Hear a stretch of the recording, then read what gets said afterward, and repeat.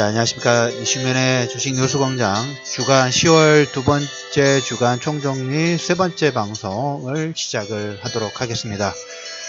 첫 번째 방송하고 두 번째 방송에서 중점적으로 얘기를 많이 드렸던 부분이 아무래도 한중 수합 관련돼서 이제까지 해빙 모드가 조금 진행되지 않을까. 거기에서 이제 그 관련된 섹터 부분들, 이제까지 마이너스 되는 요건들이 많았던, 그리고 반등 부분들을 좀 제한적으로 눌렀던 섹터들의 좀 더 변화 부분들이 좀 되지 않을까 라는 코멘트를 좀 들었고, 그로 인해서 LG생활건강이라든지 아모레퍼시픽의 반등 부분이 상당히 좀 강하게 나왔다라는 얘기를 좀 드렸는데, 자, 이번 시간에는 우리가 이제 국제적인 정세 부분 플러스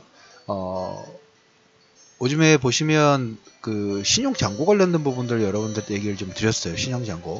신용잔고가 보시면 아직까지도 그래도 최근 들어서 좀 줄기는 줄었습니다. 지난달에 있었던 변동성, 지정학적 리스크로 인해서 한번 출렁거렸어요. 코스닥이 4조 5천억 대까지 올라갔던 금액이 4조 원대까지 내려가지는 않고 있어요. 지금 4조 한 2천억 대까지 내려온 다음에 다시 소폭 증가하는 모습들이 나오고 있어요. 그래서 시장 지수도 보면 박스권 부분도 움직이고 있지만 조금 거기에 대해서 후행을 하면서 신용잔고도 4조 5천억 코스닥 기준으로 4조 5천억 정도에서 4조 2천억 정도 전후의 어떤 하반경직 부분들을 좀 만들어내고 있다라는 얘기 드리고, 그 다음에 거래소 같은 경우에도 거래소는 조금 더 소극적입니다. 거래소 같은 거는 4조 1천억, 2천억 거의 근접까지 올해 7월에 한번 피크를 좀 찍었고, 그 이후에는 좀 더 기복 자체가 좀 줄어들었어요. 그래서 지금 4조 원대를 약간 하회를 하다가 다시 4조 원대 이상으로 4조 한 3천억 대의 움직임 부분들이 좀 나오고 있다 라는 얘기. 그리고 이렇게 되다 보니까 우리나라 지수도 보면 코스피 같은 경우는 거의 2400, 2500선에 근접하는 반등 파동 부분이 나왔을 때 환율 부분들을 지난번에 얘기 드렸어요. 환율. 우리나라는 참 보면 환율 자체가 되게 그 시장 지수도 마찬가지고, 환율도 올해 시작했을 때 우리나라 환율이 1200원대 시작을 했습니다. 1210원대 시작을 했는데 지금은 1120원이에요. 그러면 거의 이제 100원 이상의 하락 부분들이 원화가 강세 추세 부분들은 갔죠. 당연히 이런 추세도 더 가야 되겠죠. 제가 원하는 환율 부분들은 지금 1120원대입니다. 며칠 전까지만 해도 1150원대가 움직이면서 이런 얘기를 드렸어요. 1140원대, 그 다음에 이 40원대를 하회를 하면 원화 강세 추세 부분들이 더 강해질 거다. 물론 상승폭이 1160원, 70원대까지 열려 있는데 그건 원하지 않는다는 얘기를 들으면서 원화 강세 추세로 갔을 경우에 외국인들의 매수 부분들이 확대가 될 거고, 지금 그래서 올해 시작 부분들이 1200원대 시작 부분 했고 현재 1120원대이긴 합니다만은, 제가 원하는 가격대는 1100원대를 하회하는 거예요. 1100원대를 하회를 한 모습.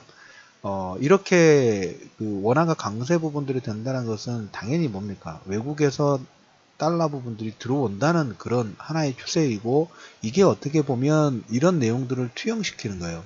올해 주간에 한번 얘기를 드렸다, 아침 브리핑에서 말씀드렸던 것처럼, 물론 삼성전자가 이에 비슷한 영업이익 부분들을 좀 내줬기 때문에 3, 4분기에 코스피 상장사 영업이익이 최초 50조 원 돌파, 실적을 많이 내고 있으니까 외국인들 관점에서는 실적을 많이 내는 회사에 투자를 확대하는 것은 당연한 그런 수순들이겠죠. 그래서 전년도 대비 43%, 그래서 3, 4분기 실적 부분에서 영업이익이 최대한 50조 원을 어떤 보여주는 그런 매개체 부분들이 좀 진행이 됐다라는 얘기를 좀 드리면서, 그러면서 가장 먼저 움직였던 건 뭡니까? 외국인들의 수급 부분들이 더 강화가 들어오면서 주간에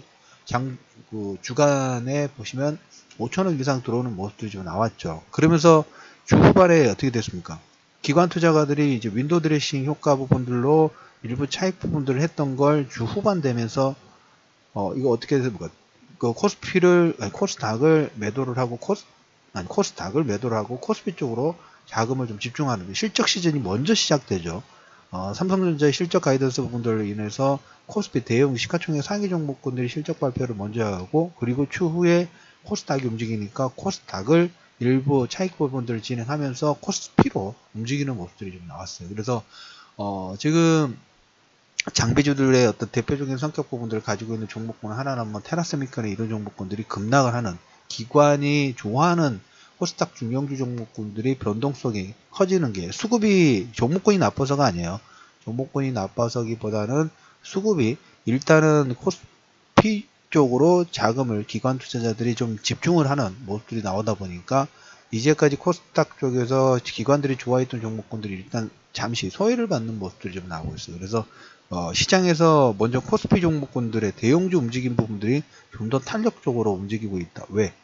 실적이 3, 4분기 실적 부분들이 최초 50조 원 돌파 부분들을 하다 보니까 실적이 좀 더 강한 섹터 부분들을 먼저 대응하려고 하는 그런 추세 부분들이 들어오고, 우리가 이제 말씀을 좀 드렸던 것처럼 워낙 강세 추세 자체가 지금 1150원대, 2017년도 1200원대에서 1100원대 중반까지, 1100원대까지 하락 부분들이 좀 나왔죠.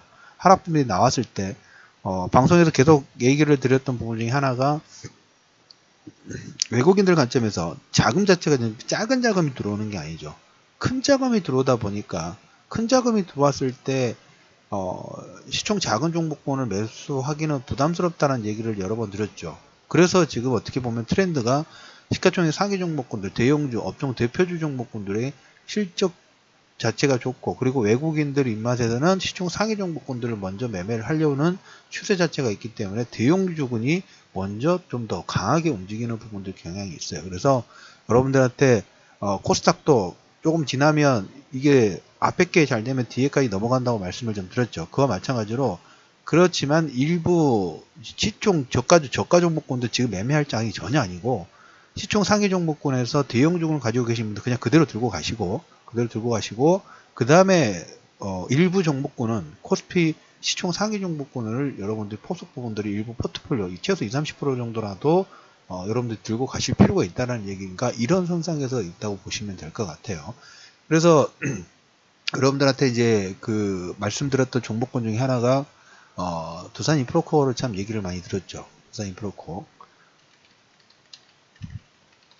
BW 나왔을 때부터 BW 물량 관련된 부분에서 제가 만약에 얘기를 하면 BW도 받겠다라는 얘기를 좀 드렸어요. 어제 그제 주간 후반에 거의 7% 가까운 급등 부분이 나오면서 8,000원대 초반, 8,000원 이하 가격대 얘기를 드리면 벌써 9,200원이에요. 여러분들 이 종목과 지성TC라는 종목과 얘기를 드렸죠. 3%대. 그냥 급하지가 않아요. 왜? 시대 흐름 부분들에 타고 가기 때문에. 그래서 두산인프로 같은 경우에는 BW 물량 부분들이 일부 BW 발행하고 여기서 박스권 부분 움직이다가 이제 박스권 상단 돌파 부분들을 했어요.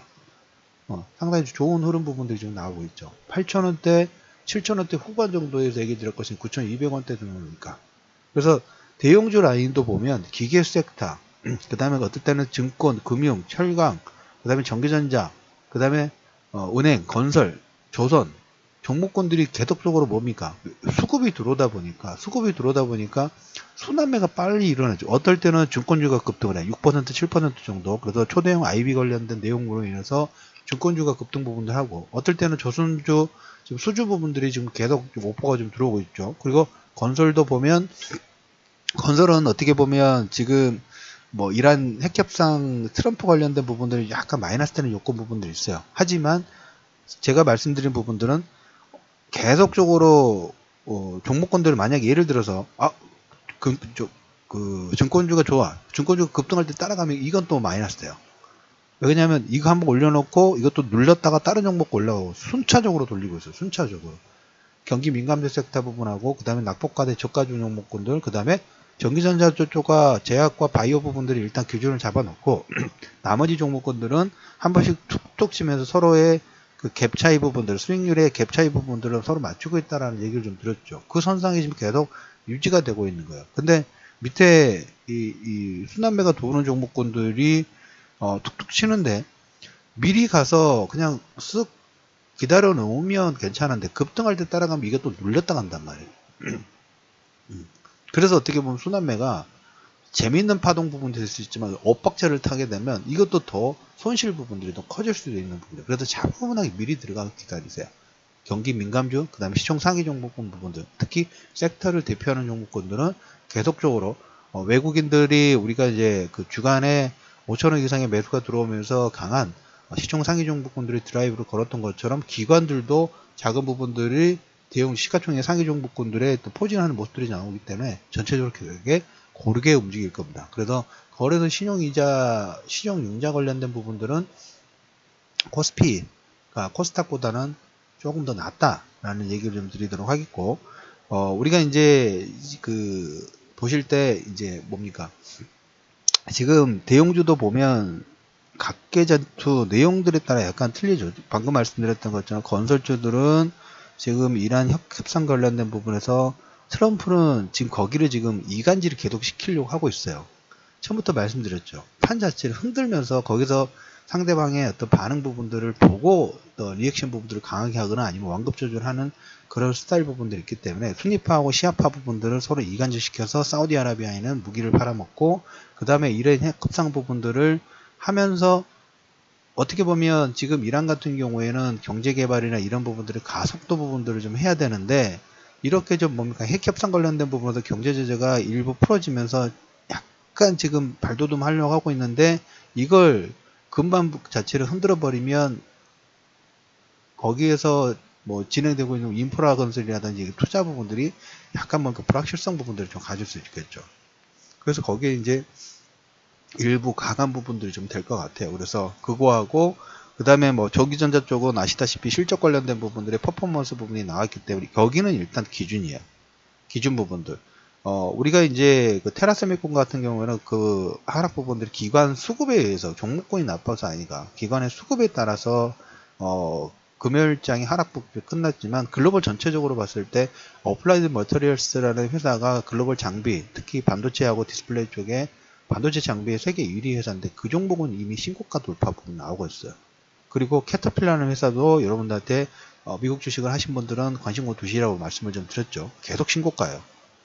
계속 신고가 나오고 그리고 이제 아까 말씀드렸던 여기에 연관되는 두산 인프라 코어 같은 경우는 7,000원대 후반대에서 지금 9,000원대까지 넘어가는 모습들이 계속 나오고 있어요. 그래서 나중에 이제 BW를 청약을 하셨던 분이라면 나중에 주식 전환 해가지고 또 주가 차익 부분들도 얻을 수 있는 그런 혜택 부분들이 좀 있다라는 얘기를 드리도록 하겠고 지금 이제 주 후반에 이제 기사 부분들을 좀 보고 있는데 OCI가 3분기 실적 부분들이 좀 상당히 긍정적으로 나오고 있어요. 근데 주가 부분들은 약간 좀 비탄력적으로 나오죠. 이것은 어떻게 보면 개별 종목군의 이슈라고 보시면 돼요. 한 2주 전에 여러분들한테 얘기를 드렸나요? OCI 폴리실리콘 관련된 부분에서 미국이 그 조사 부분들이 좀 진행이 좀 됐고, 그 다음에 11월 달 정도인가요? 그 정도에 이제 그 관련된 그 조사 보고서가 트럼프에게 올라갑니다. 그것 때문에 지금 주가가 약간 비탄력적이에요. 실적 자체는 나쁘지는 않아요. 실적 자체는 나쁘지 않은데, 지금 뭐 한미 FTA 관련된 부분에서 지금 10월, 11월 달에 이런 내용들이 상당히 좀 집중이 됐죠. 우리나라뿐만 아니라, 중국도 마찬가지고, 이제 아시아 쪽 전체적으로, 한미 FTA 관련된 이런 그 무역 협정 관련된 부분들의 계속 논의 부분들 하면서, 밖으로는 그 보시면 트럼프 같은 경우에는 무기 판매를 할 때 사우디 순위파하고 시아파 부분들을 이간질을 시키고 그 다음에 남과 북한 부분들을 중국과 일본과 미국까지 같이 시키면서 또 이간질을 좀 시키면서 무기 판매 부분들을 하고 그 다음에 이제 글로벌 전체적으로 자기가 그 경제 부분에서 이제까지 무역의 어떤 정책적인 부분들을 흔들어야 되죠. 그게 FTA라든 이런 부분들을 하니까 나프타도 마찬가지고 이걸 흔들어야 되니까 이걸 가지고 계속 말로 툭툭툭 던져놓고 재협상 부분들을 진행하면서 어떤 그 정책적인 틀을 바꾸려고 하는 그런 추세 부분도 있고 내부적으로는 미국 내부적으로는 외국에 나와 있는 그 해외 투자 자금 부분하고 그 다음에 법인세의 세제 개혁안 부분을 통해 가지고 자체적으로 또 경쟁력 부분들을 확대를 하면서 일반 기업들에게 더 많은 혜택 부분들을 주기 위한 어떤 정책적인 부분들을 진행하면서 이 수순 자체가 절대 나쁘지는 않아요. 우리 입장에서는 뭐 그렇게 좋지는 않지만 미국 자체적으로 보면 이런 기조 자체가 나쁘진 않아요. 대통령이 좀 욕 먹더라도 나중에 이제 경제 자체가 탄탄해지면 그 욕이 또 뭐 부메랑으로 긍정적으로 돌아올 수 있겠죠. 그런 수선 부분들이 좀 진행이 되고 있다라는 얘기를 들으면서, 그런 추세로 인해서 달러 인덱스가 여러분들한테 말씀드렸던 거죠. 91에서 94선까지 올라갔죠. 이건 점차적으로 뭐 91선을 하회를 하지 않을 것 같아요. 하회를 한다는 의미 부분들은 이거 어떻게 보면 글로벌 전체적으로 봤을 때 잠깐 쉬어가야 되는 어떤 인덱스가 될 수 있는 가능성도 있어요. 그래서 글로벌 전체적 움직임 부분에서 그 출렁거린 부분이 나올 수 있는가의 어떤 판단 부분들의 인덱스는 달러 인덱스가 91선을 깨지 않고 그 이상에서 계속 움직이느냐, 이걸로 하나의 중심 부분들을 잡으셔도 크게 무리는 없지 않을까라는 얘기를 좀 드려보면서, SK이노베이션이 미국 다오 포장재 인수 부분들, 이건 뭐 여러분들한테 SK그룹 부분들은 M&A 부분에 상당히 발군의 실력 부분들을 가지고 SK하이닉스는 뭐 대표적인 케이스 부분이고, 그걸로 인해서 뭐 3조 원 인수를 했는데 지금 뭐 그 이상 벌어들이고 있죠. 그러면서 이제 SK그룹 지주사가 계속적으로 뭡니까 탄력적으로 움직이고 있어요. 그래서 SK이노베이션이 다우지수 포장재 인수 관련된 부분들을 보실 때 SK하이닉스, SK텔레콤 그리고 그 지주사의 컨트롤 타워하는 이 기업들이 어떤 그 가치 부분도 한번 관심권을 좀 두실 필요가 있다라는 얘기를 드리고, 현대차 코나 관련돼서 신차 효과 부분들이 있다고 말씀을 좀 드렸어요. 불과 한 달 전까지만 하더라도 계속적으로 자동차 섹터를 여러 번 얘기를 드렸어요. 그리고 최근에 거의 한 20% 이상의 반등이 좀 나왔는데 아직까지 좀 목말라요. 너무 많이 빠졌어요. 너무 많이 빠졌는데 밸류상으로는 너무 저평가 상태인데 시장에서 여기저기 정말 많이 두드려 맞았죠. 두드려 맞았고, 우리가 이제 테슬라를 얘기를 드리면서 테슬라에 반하는 테슬라가 지금 조금 문제가 좀 생길 것 같아요. 세미 트럭도 지금 하고 양산 테슬라 모델 3에 대한 양산 부분들이 조금 많이 지체가 되고 있죠. 생각보다 그렇게 양산 속도가 그렇게 빨리 나오지 못하고 있어요. 그 의미 부분들은 아무리 지금 전장 부품 부분들, 전기차 부분들이 나와서 기존의 IT 부품처럼 이렇게 딱딱딱딱 조립해서 만드는 그런 시스템 부분들이 진행이 되고 있으면서 그런 트렌드로 바뀌고 있는 건 사실이긴 합니다만은 내연기관을 생산을 했던 기업들의 어떤 양산에 대한 실력 부분들, 거기에 대한 여러 가지 다양한 이제까지 가지고 있는 프로세스, 노하우 부분들을 절대 무시하기는 힘들다는 그런 의미도 하나의 의미 부분들을 보실 필요가 있어요. 그래서 현대차의 신차 효과, 그리고 현대차 같은 경우에 뭐 사드로 인해서 어떤 마이너스 되는 요건 부분들이 상당히 좀 많았고, 그럼에도 불구하고 뭡니까 현대차가 9월 판매 부분들이 상당히 괜찮았죠.